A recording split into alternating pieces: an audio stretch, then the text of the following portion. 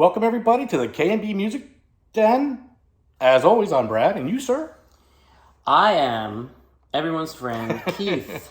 Sorry, I got frozen in time there for a second. Are you Bruce Springsteen's friend?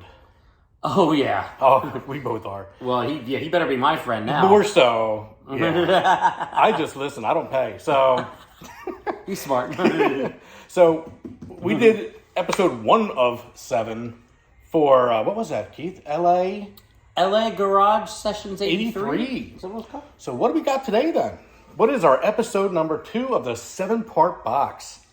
On the streets of Philadelphia. There it is. Sessions. Yep. Look at that. Beautiful Got a hair packaging on again. Look at that. Jeez. Oh, that's what you get for a beard. But yeah, here we go. Look at that. There he is. Handsome guy. He's all right. Not Keith's type. Look at this. For those of you who did not shell out the money, get a little quick look at what you're missing out on here. I like it. I like the design, though. He did not skimp on these albums. No. And the book is amazing. I've seen $300 sets that have been a lot less well presented than this. So Yeah. kudos to him on that. Yeah, definitely. So here we are. All right. So we did a quick, a review of the first one where we discussed, the collection of tracks, how we felt it was a collection. We wouldn't say it was tailored to sounding like an album on its own. True. Not an album proper. Yeah. Some felt like sketches.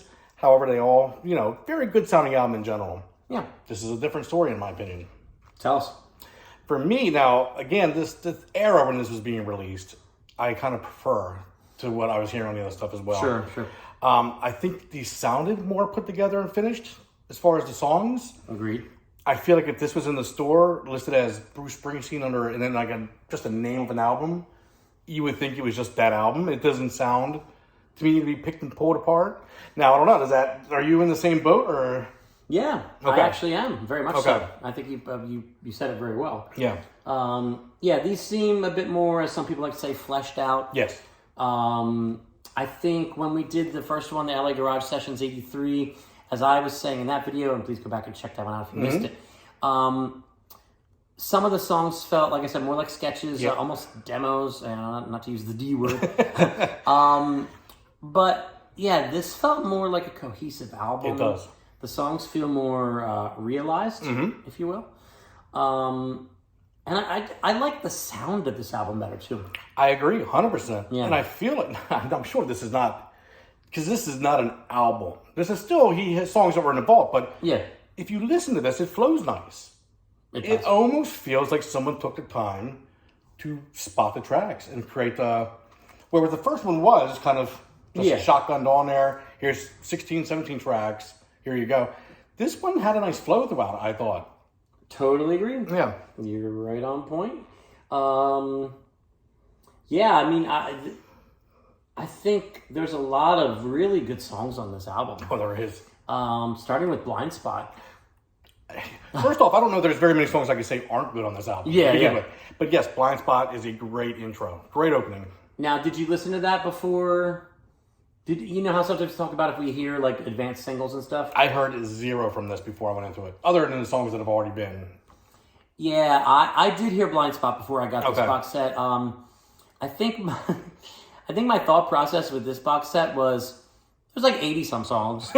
So if I hear maybe a song off each album to give me a taste of kind of what the album's going to be, I don't think it's really going to ruin it for me. That's kind of how I looked at it. That wouldn't.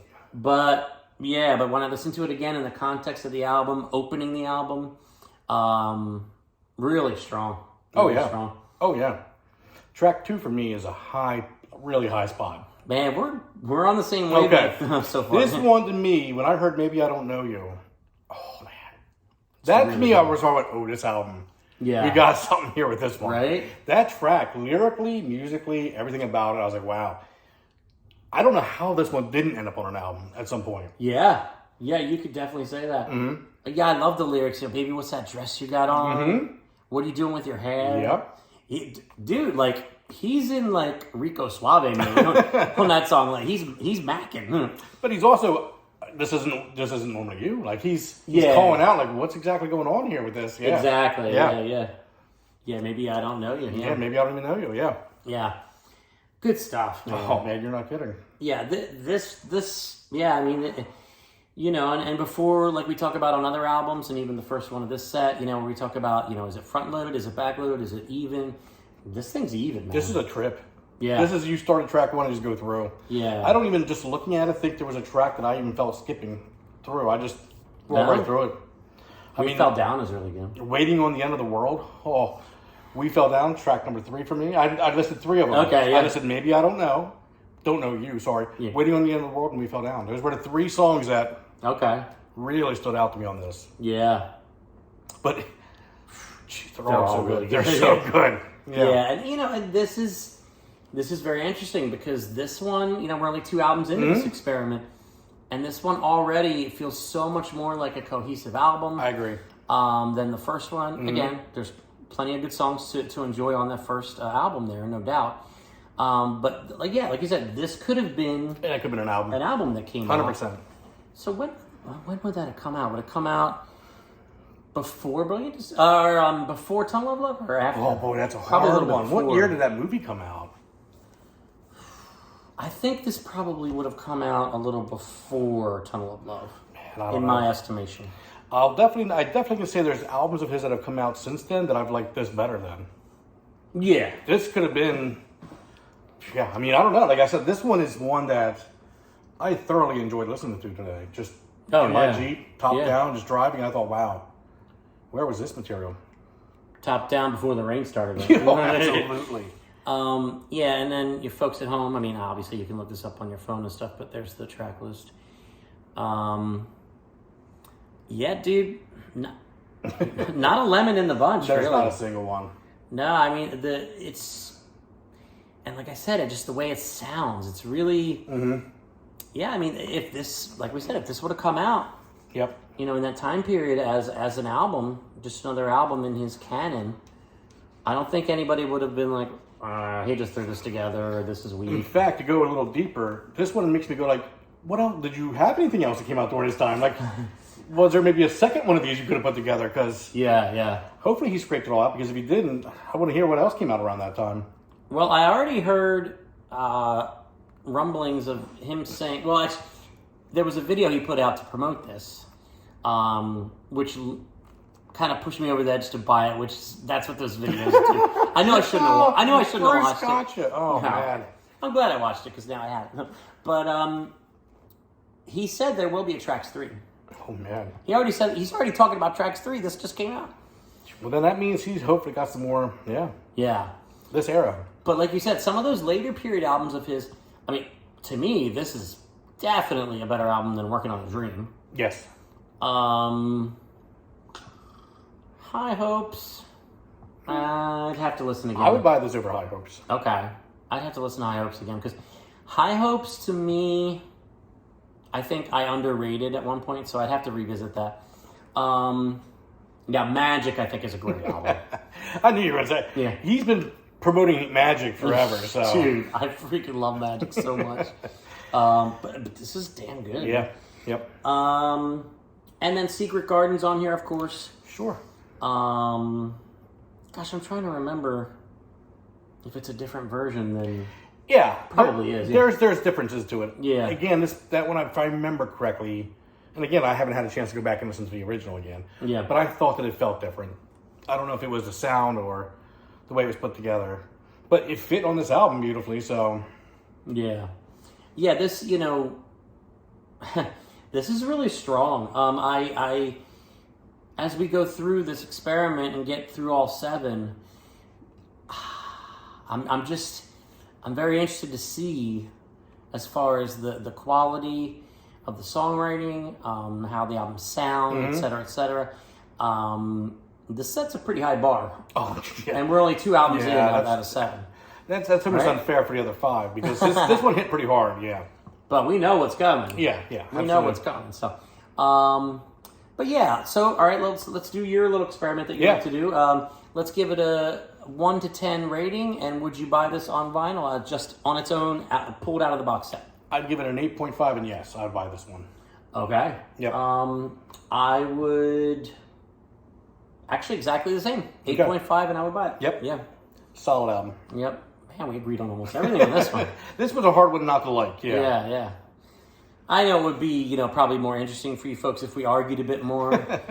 Hue and cry. Yeah. But there might be some of these coming. Who knows? But this one wasn't going to be the one. This is too good. We knew, yeah. Yeah. Some of the, I guess he used some drum machines. Yeah. For some of this, like Blind Spot is clearly... Some of this had like a little bit of an 80s feel to some of the songs, and just the way it was, like you said, like some of the tracks had some drums, and but it was just great. Yeah, and again, I tip my hat to Bruce because so many artists, they put out what they put out, and that's it. I mean, he's like I said in the other video, rolled up his sleeves, works on his craft, he'll record, maybe 30, 40 songs and then pick the best 12 for an album. And that's why his career has been so elite. Oh, yeah.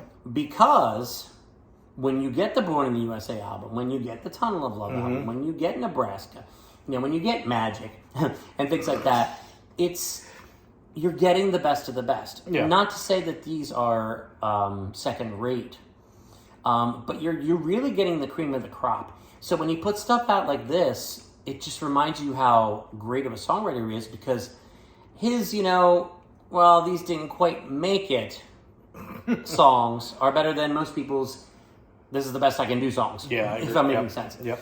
Would you agree? Oh, I 100% agree. Yeah. So I will try to not rattle on like I tend to do. So we already gave our ratings, 8.5. We're both buying this. Oh, look, I already did.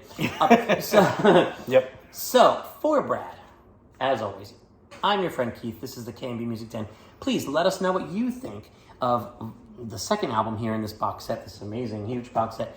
Tracks 2 from Bruce Springsteen. This one's called Streets of Philadelphia Sessions. Put in the comments what you think. Please share this video. Like it, subscribe to the channel, and we'll be back with the next one, which is called... Faith? Faithless. Oh, Faithless. Look at me forgetting. Easy, George Michael. Whoa. Guess it would be nice. Oh! Wow. Yeah, sad. Am I like a father figure too? Or no? Okay. All right, let's give this one. Let's give this one more try. Man. All right. Yeah. See you soon, guys. Thanks for putting up with us.